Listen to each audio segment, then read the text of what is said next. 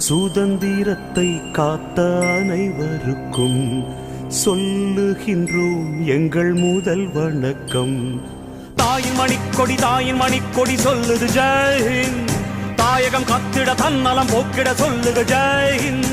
என் இந்திய தேசம் இது, ரத்தம் சிந்திய தேசம் இது. காந்தி மகான் வந்த கண்ணிய பூமி இது. ஜெய்ஹிந்த்.